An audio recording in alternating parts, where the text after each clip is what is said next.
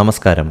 P ജയചന്ദ്രനെ സമ്പൂർണ്ണ പാട്ടുകാരനാക്കിയതിൽ വലിയ പങ്കുവഹിച്ചയാളാണ് M K Arjunan. M K Arjunan എന്ന സംഗീത സംവിധായകൻ അരങ്ങേറ്റം കുറിച്ച സിനിമയായിരുന്നു കറുത്ത പൗർണമി. അതിലെ ഒന്നിനൊന്ന് മനോഹരമായ ഗാനങ്ങൾ ചെന്നൈയിലെ വിജയ ഗാർഡൻ സ്റ്റുഡിയോയിൽ യേശുദാസ് പാടിത്തകർക്കുമ്പോൾ കാണികളിൽ ഒരാളുടെ ഹൃദയമുരുകുന്നുണ്ട്. മനോഹരമായ ഈ ഈണങ്ങളിൽ ഒന്നുപോലും തനിക്ക് പാടാൻ കിട്ടിയില്ലല്ലോ എന്നതായിരുന്നു അയാളുടെ സങ്കടം. മറ്റാരുമായിരുന്നില്ല അത്, ഗായകൻ പി ജയചന്ദ്രൻ. എന്നാൽ വെറും ഒരു വർഷത്തിനുള്ളിൽ ആ ദുഃഖം മാറി. റെസ്റ്റ് ഹൗസ് എന്ന ചിത്രത്തിൽ ശ്രീകുമാരൻ തമ്പി രചിച്ച് അർജുനൻ മാസ്റ്ററുടെ സംഗീതത്തിൽ എസ് ജാനകിയുമൊത്ത് യദുകുല രതിദേവനെവിടെ എന്ന യുഗ്മഗാനം ജയചന്ദ്രൻ തകർത്തുപാടി. താരണി മധുമഞ്ചം നീ വിരിച്ചിടുകിൽ പോരാതിരിക്കുമോ കണ്ണൻ എന്ന ജയചന്ദ്ര ആലാപനം ഇന്നും മലയാളിക്ക് മധുരമാണ്. മാനക്കേടായല്ലോ നാണക്കേടായല്ലോ മാളികപ്പുറത്തമ്മമാരെ എന്നൊരു തമാശ പാട്ടുകൂടി സിഒ ആൻഡോയ്ക്കൊപ്പം ഈ സിനിമയിൽ ജയചന്ദ്രൻ പാടി. ഒരുപാട് നല്ല പാട്ടുകൾ നമുക്ക് സമ്മാനിച്ച ഒരു കൂട്ടുകെട്ടിന്റെ തുടക്കമായിരുന്നു റെസ്റ്റ് ഹൗസ്. ജയചന്ദ്രൻ ഒന്നാം തരം ഗായകനാണെന്ന് സംഗീത സംവിധായകരെല്ലാം പറയും. പക്ഷേ പാട്ട് പാടിക്കുന്ന കാര്യം വരുമ്പോൾ അവർക്കൊക്കെ യേശുദാസിനെ മതി. ഇടയ്ക്ക് ഒന്നോ രണ്ടോ പാട്ട് മാത്രം ജയചന്ദ്രന്. ഏതാണ്ട് അരനൂറ്റാണ്ടായി നാം കണ്ടുകൊണ്ടിരിക്കുകയാണിത്. ജയചന്ദ്രൻ അവസരം നേടിക്കൊടുത്ത സംഗീത സംവിധായകർ പോലും അദ്ദേഹത്തെ മറന്ന അനുഭവങ്ങൾ നിരവധിയാണ്. ജയചന്ദ്രന്റെ പ്രതിഭയോട് നീതി പുലർത്തിയ ചുരുക്കം സംഗീത സംവിധായകരെയുള്ളൂ. അതിൽ മുൻപന്തിയിലാണ് എം കെ അർജുനൻ. മറ്റൊരാൾ MS വിശ്വനാഥനാണ്. ദക്ഷിണേന്ത്യ മുഴുവൻ അടക്കി ഭരിച്ച MS വിശ്വനാഥനെ പോലല്ല ഈ കൊച്ചു കേരളത്തിൽ മാത്രം വിനീതനായി ജീവിച്ച അർജുനൻ മാസ്റ്ററുടെ കാര്യം. അപ്പോൾ അദ്ദേഹം ജയചന്ദ്രനോട് കാണിച്ച വാത്സല്യത്തിനും വിശ്വാസത്തിനും വിലയൊന്ന് വേറെയാണ്. തന്റെ മികച്ച ഈണങ്ങൾ നൽകി യേശുദാസിനൊപ്പം ചിലപ്പോൾ അതിലേറെയും ജയചന്ദ്രനെ അദ്ദേഹം പരിഗണിച്ചു. CAD നസീർ എന്ന ചിത്രത്തിലെ നിൻമണിയറയിലെ നിർമ്മല ശയ്യയിലെ നീലനീരാളമായി ഞാൻ മാറിയെങ്കിൽ ചന്ദന മണമൂറും നിൻദേഹ മലർവള്ളി എന്നുമെൻ വിരിമാറിൽ പടരുമല്ലോ എന്ന ഒറ്റ പാട്ടുമതി അർജുനൻ മാസ്റ്റർക്ക് ജയചന്ദ്രനിലുള്ള വിശ്വാസം അളക്കാൻ.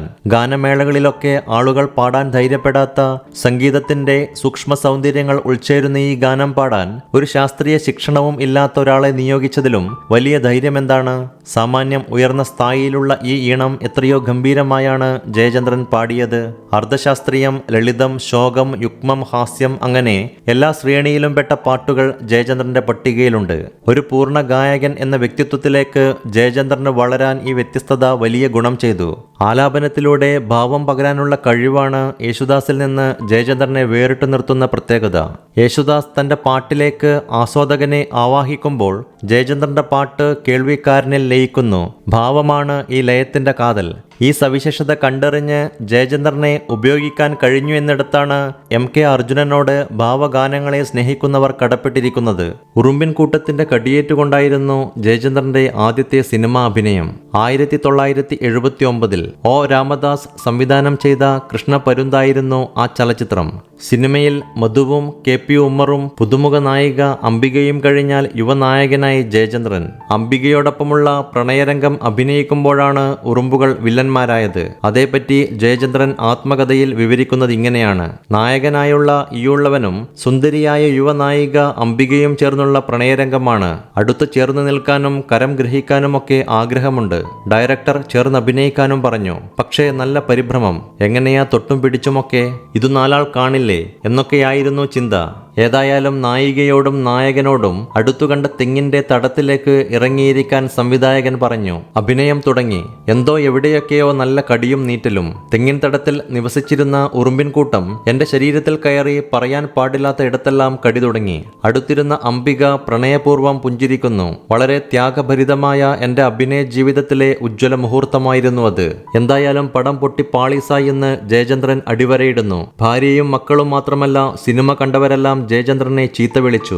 അറിയാവുന്ന പണി ചെയ്താൽ പോരെ എന്ന് സംഗീത സംവിധായകൻ G ദേവരാജൻ കയർത്തു. നാണക്കേട് മൂലം ഗായകന് പുറത്തിറങ്ങാൻ വയ്യാതായി. ഈ സംഭവത്തിനു ശേഷം അഭിനയമെന്ന് കേട്ടാൽ ജയചന്ദ്രന് ഉൾക്കിടലമായിരുന്നു. അങ്ങനെയിരിക്കവെയാണ് സംവിധായകൻ ഹരിഹരൻ നഗക്ഷതങ്ങളിൽ അഭിനയിക്കാൻ ക്ഷണിക്കുന്നത്.